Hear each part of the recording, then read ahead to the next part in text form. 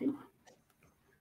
Bonjour, bienvenue à notre table ronde sur le sujet de la préservation des milieux naturels, un enjeu de résilience. J'ai le plaisir d'accueillir trois participants qui vont vous présenter la façon dont chacune de leurs entités contribue à ce beau projet qui est la préservation des milieux naturels. Avant, je vais me permettre de vous faire un petit rappel sur quelques notions vraiment importantes mais rapides sur ce que l'on entend par milieu naturel et quels sont les principaux enjeux de cette question. Donc, préserver les milieux naturels, c'est pas juste se faire plaisir pour avoir des jolis paysages ou garder sur notre belle terre quelques animaux emblématiques. Vous le savez sans doute, nous dépendons tous des milieux naturels pour notre survie et la qualité de notre vie. Lorsqu'ils sont en bonne santé, les milieux naturels et les espèces, la faune, la flore, rendent des services dont nous dépendons tous collectivement pour séquestrer le carbone et donc réduire les impacts du changement climatique. Pour eh bien, évidemment polliniser, fournir de la nourriture, aérer les sols et donc nous permettre à l'ensemble de la sphère vivante de se nourrir.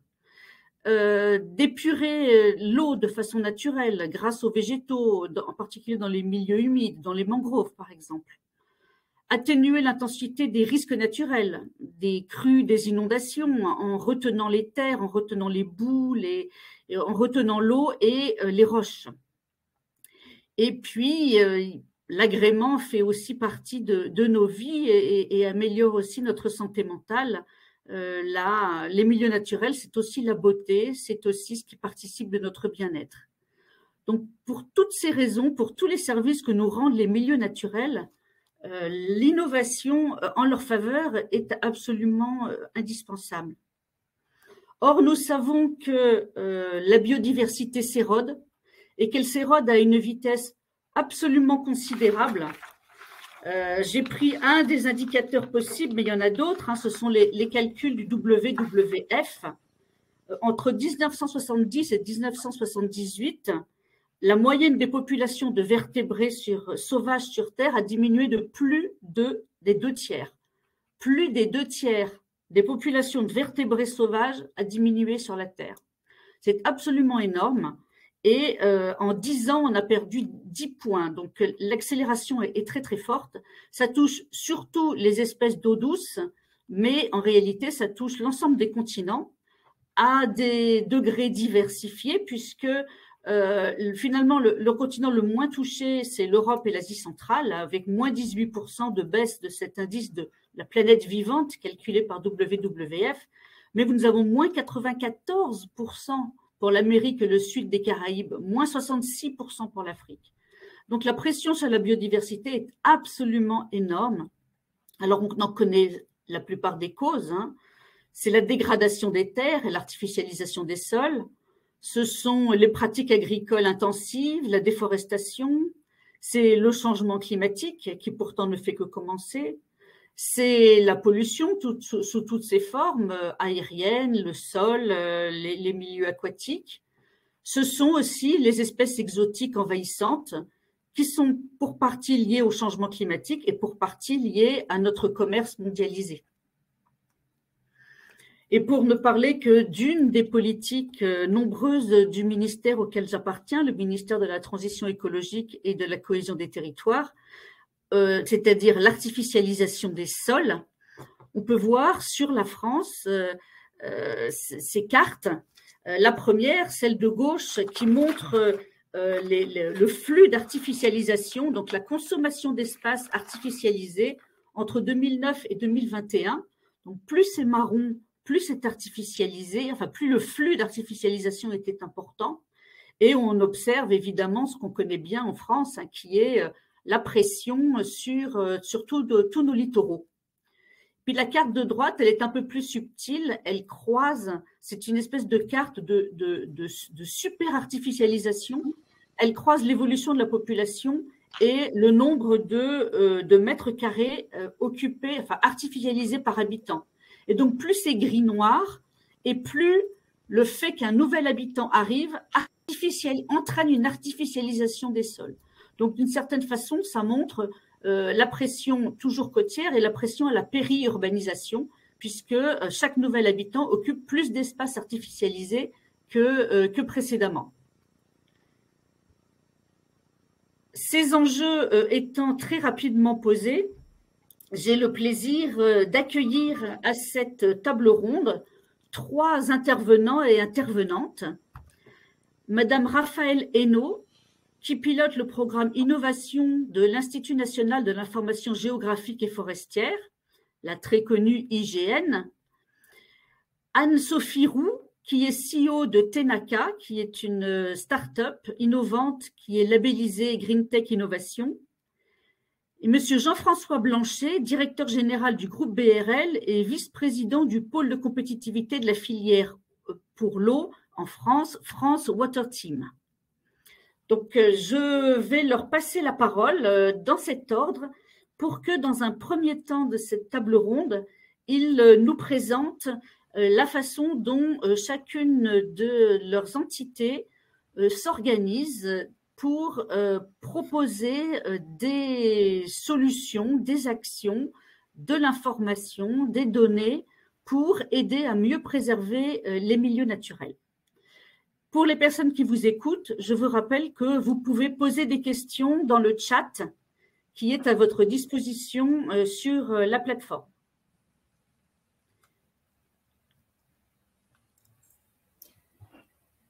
Bonjour. Madame Hainaut, Madame Hainaut, je vous invite à présenter les actions de l'IGN.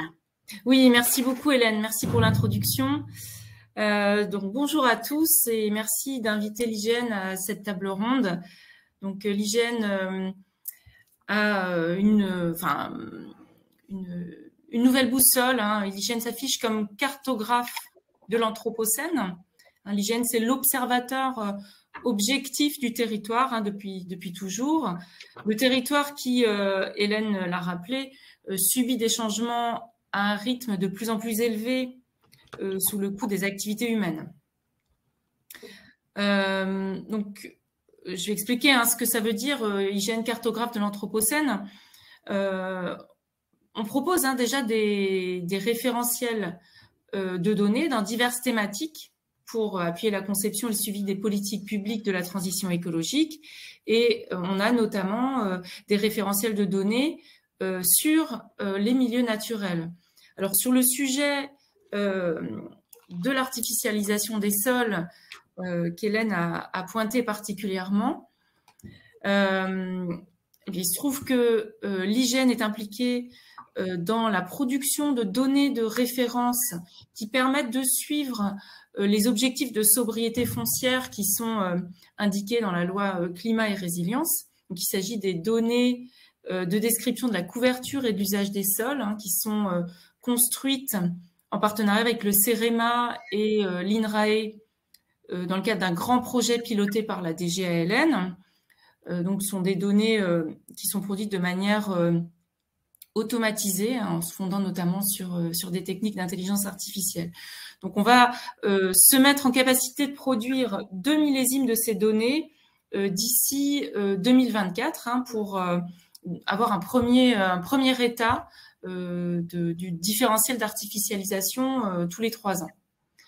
On est aussi impliqué dans d'autres processus de construction de la donnée sur les milieux naturels, notamment le dispositif de suivi des bocages ou la cartographie des habitats naturels. Là encore, ce sont des données à l'échelle du territoire national. C'est le croisement de la carte prédictive des biotopes qui est produite par un partenaire et de la carte de l'observation des physionomies de végétation qui est produite par l'IGN, qui permettent de montrer où sont les habitats naturels. Donc, ce sont des données très précieuses qu'on va pouvoir croiser avec d'autres éléments, notamment avec les éléments artificialisés, par exemple, hein, pour savoir où sont les enjeux et les points particulièrement critiques.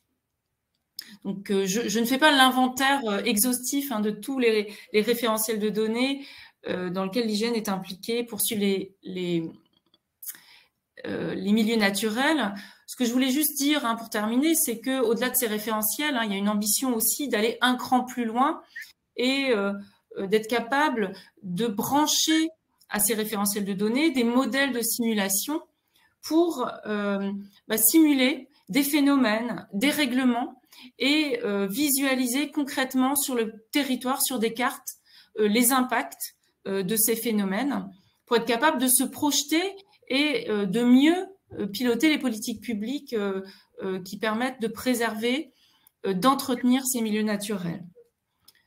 Voilà hein, pour une première introduction de ce que fait l'IGN, de ce que compte faire l'IGN sur ces sujets. Je vous passe la parole, merci. Merci Raphaël. Anne-Sophie, pouvez-vous nous parler de votre belle start-up ? Oui, tout à fait. Merci déjà pour l'invitation et bonjour à tous et à toutes.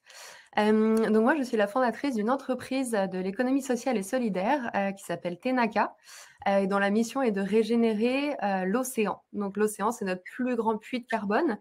C'est aussi un puits de biodiversité sur lequel dépendent 3 milliards de personnes à travers le monde selon l'ONU. C'est globalement notre meilleur allié pour atténuer la crise climatique. Et ce qu'on fait à Tenaka, c'est de proposer des programmes sur mesure dédiés aux entreprises pour qu'elles investissent dans la restauration de ces puits de carbone bleus. Donc, on a un programme axé sur les récifs coralliens que l'on voit ici, un deuxième programme axé sur la restauration des mangroves, qui sont des puits de carbone particulièrement efficaces. Et au sein de tous les programmes que l'on met en place sur le terrain, on place la science et la mesure d'impact vraiment au cœur d'absolument tout ce que l'on déploie sur le terrain pour les entreprises. Donc, nous avons en fait des équipes de biologistes marins qui sont présentes sur le terrain, qui s'occupent de la restauration des écosystèmes et du suivi scientifique sur le long terme. Donc, nos biologistes mènent des relevés qui sont mensuels pour les récifs coralliens et trimestriels pour les mangroves, qui permettent de récolter des données de mesure d'impact sur la biodiversité, sur la séquestration carbone, sur les économies et les communautés locales également. Et cette plateforme, en fait, permet à nos entreprises de télécharger des rapports d'impact qui sont produits donc automatiquement via l'algorithme, via des données visuelles. Et donc, en fait, l'idée, c'est pour les entreprises de pouvoir communiquer au plus grand nombre et aussi de pouvoir engager ses clients, ses salariés, ses parties prenantes en fonction des objectifs de l'entreprise. Et l'idée de Tenaka, elle est vraiment venue du terrain. Donc moi, je suis scientifique à la base. J'ai travaillé sur l'adaptation des communautés côtières à la crise climatique, donc un grand sujet. Et en fait, c'est en me rendant sur le terrain, donc sur les lignes de front de la crise climatique, notamment en Asie et dans les îles du Pacifique, que j'ai réalisé en fait que l'océan était la meilleure, que restaurer, en tout cas l'océan était notre plus grande solution pour répondre à ces problématiques-là. Et pour restaurer la résilience des communautés locales face aux catastrophes climatiques, face à l'érosion du territoire, face à l'augmentation des impacts en fait que va produire malheureusement la crise climatique. Donc, on vient d'être labellisé Green Tech. Donc, on est très heureux de faire partie du label et notamment de représenter les startups bleues qui sont peu nombreuses au sein du label Green Tech, puisque l'écosystème de startups bleues, à mon sens, a besoin d'être accéléré par ce genre d'initiative. Donc, on est déjà très content d'en faire partie. Et pour nous, ce label, il est particulièrement important, notamment donc déjà via le réseau, évidemment, puisque l'ensemble des startups Green Tech, des partenaires, des investisseurs, des organismes publics, etc., sont absolument cruciales pour nous.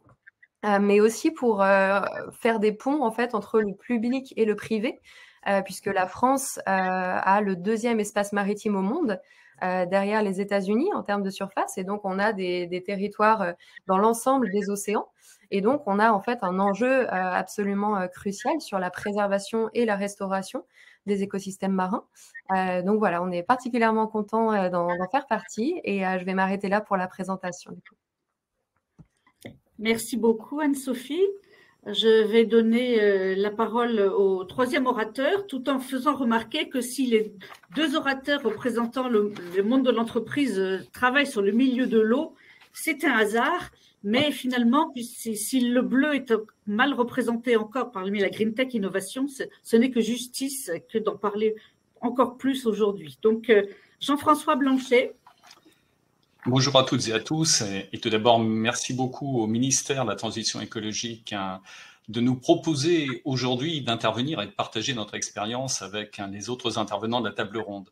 Donc je vais rester dans une coloration, vous l'avez compris, qui est très bleue, puisque notre groupe est à la base une société d'aménagement régional détenue majoritairement par la très belle région Occitanie, qui est sur un hotspot justement à la fois du changement climatique, mais aussi de la biodiversité. Donc on est au cœur de notre actualité, et qui rassemble aussi au niveau de son capital des départements, la Caisse des dépôts et consignations, donc un très grand tropisme d'intérêt général.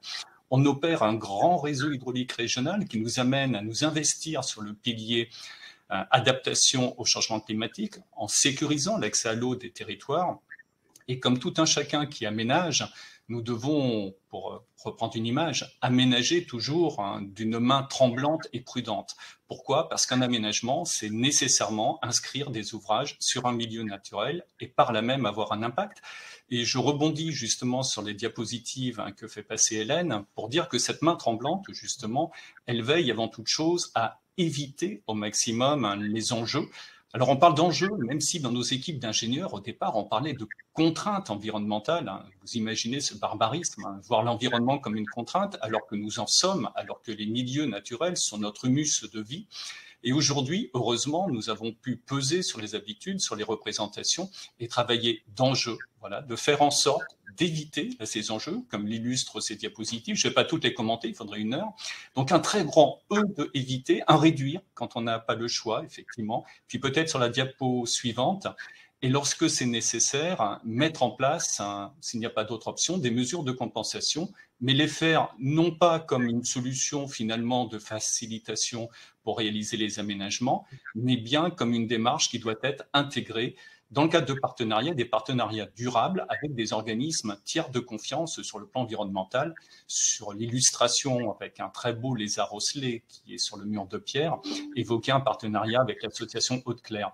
On a la chance aussi dans la région Occitanie d'avoir un opérateur qui s'appelle l'Operco, qui gère justement de manière fédérée dans des partenariats publics et privés la façon de pouvoir mutualiser justement les compensations, et c'est porté par la région Occitanie. Nous-mêmes, dans nos initiatives, et c'est une innovation d'ailleurs plutôt sociale, nous avons mis en place un partenariat avec une fédération d'associations environnementales qui s'appelle Graines Occitanie, pour faire en sorte d'améliorer nos pratiques et surtout d'amener nos collaborateurs qui travaillent dans les domaines d'aménagement, dans les domaines d'ingénierie, d'exploitation de services publics, à améliorer leurs pratiques. On sait que quand on veut transformer les habitudes, il faut agir sur le savoir, pouvoir, vouloir. À la base, savoir, c'est travailler, mieux se comprendre tous ensemble, avec justement un guide interne ERC que nous avons réalisé, accompagné par cette fédération pour pouvoir aller plus loin. Et sur la diapositive suivante, à moins qu'Hélène me donne une heure d'intervention, mais je crois que ce n'est pas le cas, dire que nous avons souhaité aussi, en matière de biodiversité, aller un cran plus loin, comme le disait à juste titre Raphaël. Il faut à chaque fois cranter pour aller un peu plus haut. C'est déjà les Jeux Olympiques de 2024, nous, dans nos provinces, et faire en sorte, en matière de biodiversité, de pouvoir s'améliorer. Et pour cela, et ça sera sans doute le fil conducteur de notre table ronde, pouvoir mesurer, pour nous mesurer, ça passe par le fait de mettre en place un schéma directeur de la biodiversité sur nos pratiques que l'on a initié avec la région Occitanie sur les installations que nous gérons, avec la volonté justement de pouvoir concilier une action anthropique, évidemment mobiliser des ressources en eau, sécuriser des usages, mais dans le même temps pouvoir préserver, voire améliorer, être sur l'impact positif sur les milieux auprès desquels nous collaborons. Puis comme on aime bien les challenges, parce que sans challenge on ne progresse pas, on est en voie de conclure une convention avec l'Agence régionale de la biodiversité. Puis je finirai, parce que je vois bien qu'Hélène est un peu pressée, elle a raison. Non, on revient à la diapositive finale. Vous avez raison, Hélène.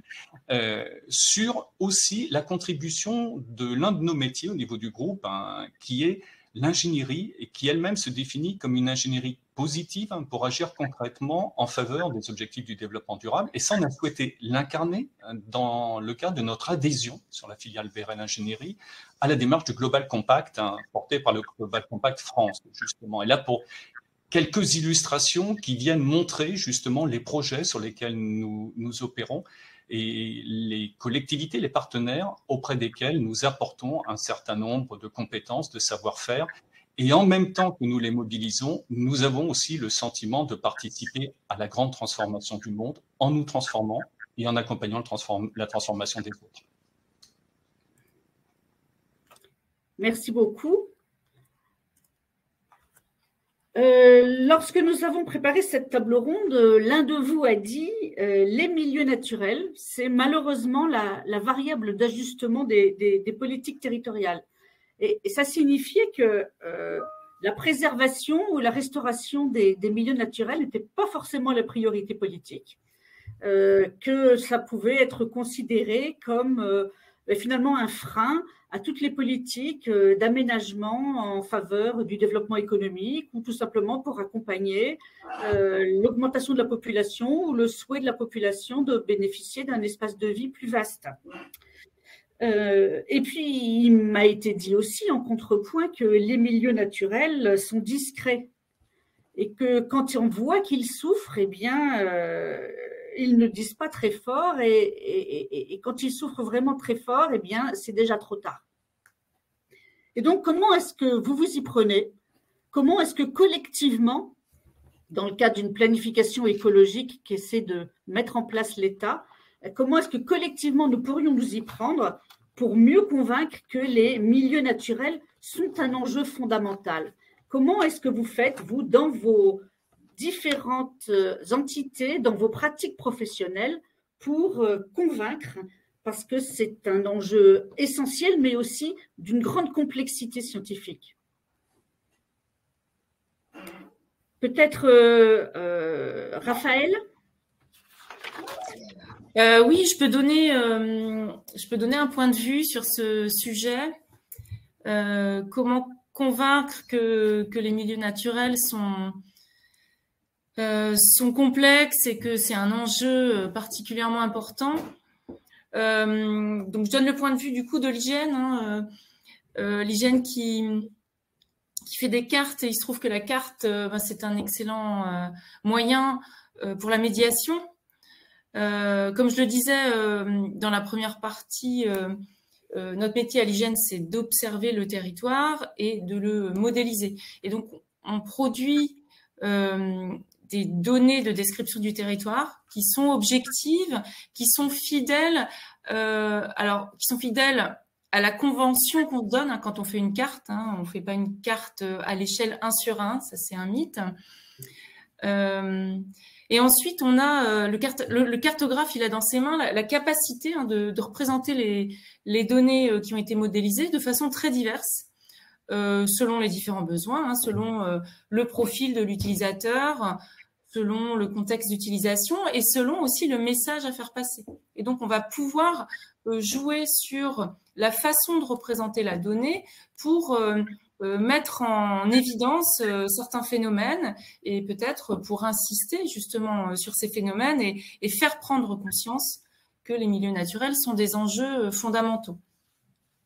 Donc, on est là sur un sujet assez technique de géovisualisation des données, sur lequel on est en train d'investir particulièrement. On a d'ailleurs une équipe de chercheurs à l'IGN, une équipe qui s'appelle tout simplement Géovise, qui est dirigée par Sidonie Christophe et qui a des projets assez intéressants qui montrent des résultats concrets de ce qu'on peut faire dire aux données, en fait, faire passer comme message. Et puis, pour aller plus loin, c'est ce que j'ai dit tout à l'heure, on peut aussi montrer non seulement l'observation du territoire tel qu'on l'a fait, mais aussi les données telles qu'elles pourraient être si on continue telle et telle pratique, si on n'arrête pas telle et telle autre pratique. Donc, on peut montrer les impacts de phénomènes simulés en s'associant avec des experts métiers qui disposent de modélisation, etc. Et donc, je pense que tout ça partant du principe que cette carte qui représente le territoire avec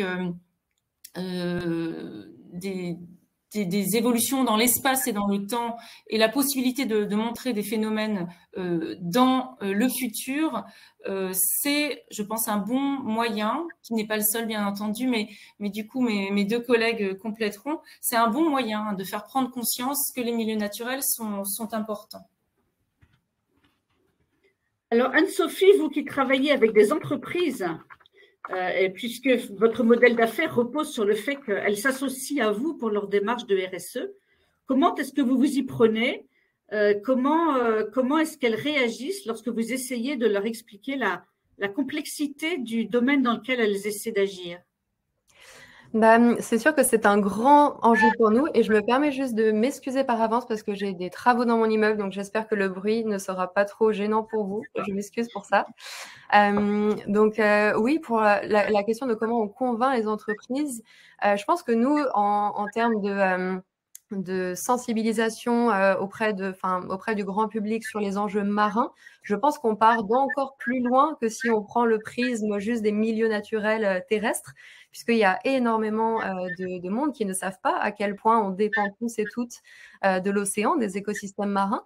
Et en fait, que l'on vive dans un village côtier aux Philippines ou dans une grande métropole européenne, on dépend au même titre des écosystèmes marins, que ce soit pour l'oxygène que l'on respire, pour la stabilité du climat, pour la nourriture marine que l'on mange, etc., etc. Je pense que ce premier enjeu pour nous, c'est déjà de vulgariser la science de l'océan et de permettre de mettre sur la table et notamment via les réseaux sociaux, via des interventions en entreprise, via des blogs sur des rapports scientifiques, etc. L'idée, c'est déjà de faire comprendre dans un premier lieu pourquoi on dépend tous et toutes de l'océan. Et ensuite, quand on parle vraiment des entreprises avec lesquelles on travaille, donc on travaille à la fois avec des grands groupes comme des petites PME, peu importe leur secteur, peu importe leur taille, donc on s'adapte vraiment à chaque modèle d'entreprise. Et aussi, ce qu'on fait valoir en termes d'action pour les convaincre, c'est l'impact, en fait, à la fois sur la réduction, l'atténuation plutôt de la crise climatique et aussi sur l'adaptation des communautés qui sont les plus vulnérables, qui comptent parmi les plus vulnérables. En fait, pour moi, et d'ailleurs pour les scientifiques aussi, la restauration des écosystèmes marins, c'est une solution prioritaire à la fois sur ces deux volets. Et nous, ce qu'on essaye de montrer chez Tenaka, c'est que les entreprises ont aussi un intérêt, en fait, à investir dans la régénération de l'océan et dans la préservation de l'océan. Donc, que ce soit à travers le reporting extra-financier à la fin de l'année dans lequel elles doivent démontrer leur impact au cours de l'année, que ce soit aussi auprès des consommateurs. Aujourd'hui, on a de plus en plus de consommateurs et notamment des jeunes générations qui boycottent les entreprises qui ne sont pas alignées avec les valeurs de préservation de l'environnement, des valeurs sociétales, etc. Il y a aussi un grand enjeu pour les entreprises qui est celui du recrutement. Et on le voit, par exemple, avec les récentes annonces des différentes écoles, des grandes écoles qui refusent de travailler pour des groupes qui ont un impact négatif sur l'environnement. Nous, on essaye de montrer justement que pour toutes ces raisons-là, que ce soit pour la mesure de la preuve de leur impact, pour leur modèle économique, pour leurs salariés, pour leur image aussi, en termes vraiment d'image publique, les entreprises ont un intérêt en fait et ont un retour à gagner en fait du fait de s'investir dans la restauration de l'océan et que ce soit un retour financier. Nous, j'ai peut-être pas le temps aujourd'hui, mais en tout cas, je serais ravie de vous présenter des cas d'études pour expliquer justement les retours financiers que nos partenaires peuvent avoir, mais aussi des retours en termes d'attractivité, en termes de fidélisation des clients, des salariés, etc. Donc voilà, je vais m'arrêter là peut-être, je sais pas, j'espère que je n'ai pas été trop longue. Merci. Jean-François, votre challenge, c'est plutôt l'élu local, n'est-ce pas? Nous, notre challenge, c'est, comme l'a dit Raphaël et Anne-Sophie, c'est la planète. Et dans la planète, avoir une planète vivante et habitable, respirable, voilà, dans laquelle on puisse tous s'épanouir et donner aux générations à venir une chance d'en être et de pouvoir la partager. Donc, une fois qu'on a dit ça, c'est difficile de dire qu'on est contre. Le débat, c'est comment on fait et comment on fait communauté pour arriver à se donner cette communauté de destin positif sans avoir à attendre d'agir sous la contrainte, sous la norme, sous le devoir. Voilà, j'évoquais tout à l'heure savoir. pouvoir vouloir et peut-être éviter d'être que dans le devoir, c'est-à-dire l'obligation régalienne qui nous obligerait à. Une fois qu'on a dit ça aussi, on a peut-être fait une partie du chemin, mais il faut, à partir de là, peut-être avoir des rôles modèles, des projets exemples qui puissent justement tirer vers le haut les bonnes pratiques. Anne-Sophie, et juste titre, parlait de la responsabilité sociétale. On a nous-mêmes développé notre politique de responsabilité sociétale et développement durable depuis 2013, en travaillant avec l'ensemble de nos équipes. L'idée, c'est que la RSE ne soit pas une affaire de promotion par rapport à ses produits et services, encore moins une action limitée à la communication ou du greenwashing, mais que ça soit avant toute chose une raison d'agir au-delà de la raison d'être de l'entreprise. Et cette raison d'agir, pour nous, elle s'incarne très concrètement dans la manière d'envisager les relations avec nos parties prenantes, de prendre des engagements, ce que nous faisons au niveau extra-financier et pour lequel nous faisons un reporting dans le cadre de notre déclaration de performance extra-financière. Dit de manière plus imagée, c'est de faire des promesses, se donner les moyens de les tenir et de prouver que nous les tenons. Sur le plan de nos engagements, par exemple, nous avons mis en place des observatoires pour suivre les impacts que nos projets peuvent générer.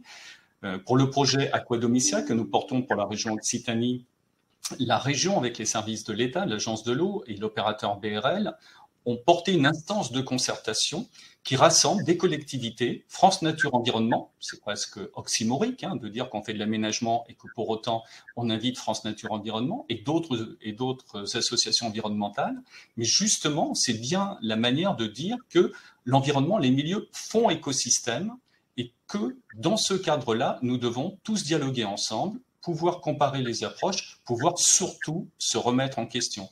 La certitude, s'il doit y en avoir une, c'est que les modèles du passé, les manières d'agir que nous avons développées jusque-là ont plutôt conduit à des impasses ou à une surconsommation de ressources, en tout cas avec une partie de nos futurs si on continue comme nous faisons. Donc en clair, écoutons-nous plus largement, faisons en sorte aussi que nos investissements soient plus durables. Pour cela, et de manière très concrète, nous avons mis en place, au-delà des clauses sociales, des clauses environnementales très strictes au niveau de nos chartes d'achat, de sorte à ce qu'ils soient plus responsables et également mieux outillés pour permettre aux entreprises de travaux d'être respectueuses des milieux.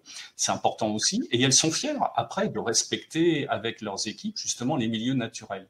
Et je voudrais finir sur ce point-là aussi, par rapport à l'outillage, pour dire qu'on travaille également avec la chaire ELSAPACT, qui est une chaire de recherche en matière d'analyse du cycle de vie, pour se dire que lorsqu'on investit, lorsqu'on apporte un impact sur le territoire en posant, par exemple, des aménagements hydrauliques comme nous le faisons, mais il faut avoir à le faire, si je puis dire, qu'une fois et ne pas avoir à y revenir. Pas y revenir pour ne pas déranger les habitats, les enjeux faune et flore, comme on l'a évoqué, mais aussi ne pas consommer davantage de matière, notamment en termes de ressources. Là aussi, on est dans le respect des milieux, parce que quand on regarde les milieux, on le voit souvent dans des approches conséquentielles au travers de ce que nous faisons, on oublie trop souvent, parce que ça vient d'un ailleurs, pour les raisons que nous connaissons, de l'extraction des matières qui elles-mêmes impactent les milieux ailleurs et peuvent conduire à des désordres qui, avec la globalité du changement climatique et des impacts, finissent par nous atteindre tels des effets papillons. Donc sur tous ces éléments-là, je pense qu'il faut que nous arrivions à fédérer. Moi, j'apprécie beaucoup cette table ronde parce qu'on est tous d'origines très différentes, mais on est vraiment mus par la même volonté, par le même déterminisme de se dire qu'on est ici et maintenant et que à notre génération actuelle et aux responsabilités qui sont les nôtres, de là d'où nous parlons, nous n'avons pas d'autre option que d'agir et surtout, pardonnez-moi l'image en cette période de Covid, mais nous devons être positivement contagieux sur cette approche de préservation des milieux. Osons, je dirais, et au-delà d'oser, contestons ce qui ne convient pas, partageons les innovations que nous développons. Certes, il faut des protections de savoir-faire par rapport à la propriété intellectuelle, on est bien d'accord, mais au-delà de cela, partageons quand même les outils. Et puis surtout, moi encore une fois, j'ai tendance à considérer que l'outillage c'est bien, la solution technologique c'est bien, mais ça ne fera pas tout. Avant toute chose, changeons nos comportements. Mais c'est peut-être le lien avec avec la poursuite de notre table ronde. Bien. Justement, moi j'ai entendu beaucoup de choses dans ce que vous disiez, géovisualisation, mesure d'impact, analyse du cycle de vie pour prendre en compte l'ensemble, toute la trajectoire des des matériaux que l'on peut installer sur les territoires, etc. Tout ça, ça se construit efficacement seulement à base de données. Et alors la béotienne que je suis en matière de sciences naturelles, hein, entend souvent dire qu'on a cartographié, on ne connaît qu'une partie des espèces de la planète. Est-ce qu'il n'y a pas un souci pour obtenir, connaître, partager la donnée liée au milieu naturel? Je répète rapidement la question pour Jean-François qui a brièvement disparu. Je posais la question d'une potentielle difficulté à connaître, obtenir, partager la donnée qui vous serait utile dans vos activités respectives sur les milieux naturels, puisqu'on entend dire souvent que finalement la planète est encore assez peu connue et assez peu cartographiée, alors même qu'une partie disparaît sous nos yeux. Du coup, si on continue dans le même ordre, je me permets de prendre la parole. Je réponds à ce que disait Jean-François dans la fin de son intervention sur le fait que les solutions technologiques ne font pas tout et qu'il faut changer les comportements, et sur le fait que ce qu'on peut avoir à faire pour exercer nos métiers peut avoir un impact environnemental. Voilà, c'était juste pour valider à 100% ces propos. On est parfaitement aligné avec ça. Ce qu'on fait à l'IGN, pour répondre à votre question, Hélène, sont des données, c'est notre métier. Donc finalement, on n'a pas forcément ces problèmes de trouver des données, puisqu'on produit des données, mais on le fait avec humilité. On sait que ces données ne font pas tout. Ces données vont outiller des politiques, mais aux côtés d'autres éléments. Et bien entendu, on n'a pas la prétention de résoudre les problèmes uniquement avec ces données ou avec ces outils. Et par ailleurs, on est extrêmement vigilant dorénavant. On ne peut pas dire qu'on l'a toujours fait, mais en tout cas, vigilant sur l'impact environnemental de nos process. Pour ce qui est de la donnée, il y a aujourd'hui énormément de sources d'observation de la Terre. Pour cartographier les milieux naturels et puis pour cartographier le territoire de façon générale, on a la possibilité d'utiliser les images spatiales, de résolution spatiale, spectrale, temporelle, qui sont variées et complémentaires. On a aussi des prises de vue aériennes, coperligènes. On a des images prises du sol, qui sont faites avec des véhicules spécifiques ou qui sont acquises par des communautés qui peuvent les mettre en commun. D'ailleurs, c'est le premier sujet de notre fabrique des géocommuns. C'est un sujet de mise en commun de prise de vue immersive. Donc, on a beaucoup de sources d'observation de la Terre qu'on doit traiter ensuite. Donc, ce que je suis en train de dire là, c'est quelque chose de très technique, de très macro, c'est comment on fabrique la donnée. Mais bien sûr, on ne la fait pas pour rien, on l'a fait en réponse à un besoin explicite d'appui aux politiques publiques. Et ça se fait le plus souvent et de plus en plus en partenariat, parce que ces objectifs que j'ai cités en introduction de cartographier les impacts des activités humaines sur le territoire, cartographier l'anthropocène, c'est extrêmement ambitieux et on ne peut pas le faire tout seul. Donc, on a des méthodes de production de la donnée intelligente à partir de sources d'observation de la Terre, mais c'est fait en partenariat, en réponse à des besoins explicites. Et donc, on a des nouvelles modalités, notamment la fabrique des géocommuns, où on va produire des données selon des modalités plus agiles, en réponse à des besoins explicites d'une communauté qui ensuite va s'approprier la donnée et l'entretenir comme on le fait avec un commun. Voilà. Merci. Anne-Sophie? Oui, pour nous, la donnée, elle est clairement au cœur de nos actions, et je rejoins aussi totalement Jean-François sur le fait que la donnée et l'outil technologique n'est pas une fin en soi. Pour nous, c'est vraiment un moyen pour les entreprises, en fait, non seulement d'avoir un impact, mais aussi de pouvoir le prouver, en fait, au grand public, à ses clients, à ses salariés, etc. Et du coup, le fait pour nous d'avoir développé cet outil de données visuelles, en fait, de mesure d'impact, c'est aussi pour vulgariser, pour faire connaître les impacts de la restauration de l'océan au plus grand nombre. Et pour répondre à votre question sur les challenges que l'on a, par exemple, un des gros challenges que l'on a en termes de données, C'est sur les questions de carbone bleu. Donc, on restaure des forêts de mangroves qui sont des puits de carbone absolument fantastiques. Pour donner un ordre de grandeur, une forêt de mangrove, elle séquestre 5 fois plus de carbone en moyenne qu'une forêt terrestre sur une surface égale. Donc, c'est des quantités vraiment très importantes. Mais il y a certains endroits dans le monde où la donnée manque. Et quand je dis la donnée manque, ce n'est pas uniquement des données satellites, mais en fait, c'est des données qu'il faut coupler à des observations de terrain.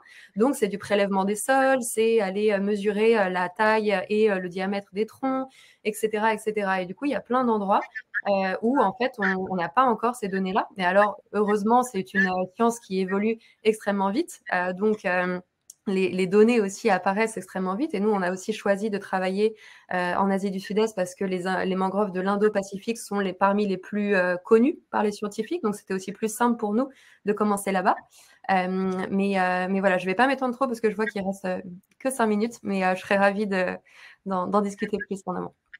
Mais merci beaucoup. Troisième intervenant. J'espère que je ne vais pas être débranché par la mauvaise qualité. Oui, malheureux que vous êtes.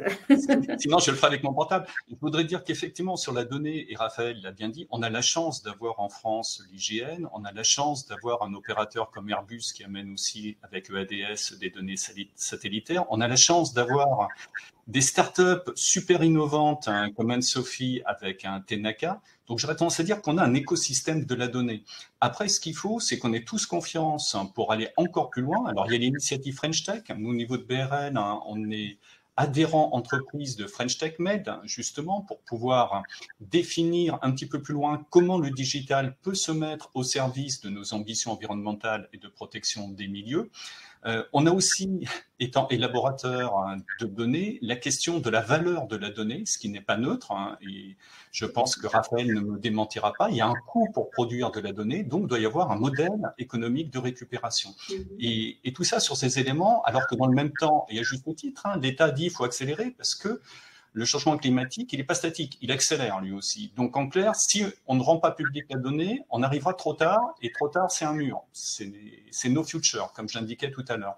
Donc en clair, il faut arriver à concilier comment produire de la donnée, récupérer des coûts, avoir un modèle. Nous, on travaille avec une structure qui a été montée en Occitanie, qui s'appelle Equitial, justement, et qui travaille sur la charte de la donnée et les confiances à apporter dans la donnée et en vue de pouvoir à terme pouvoir avoir justement un pôle de l'économie de la donnée.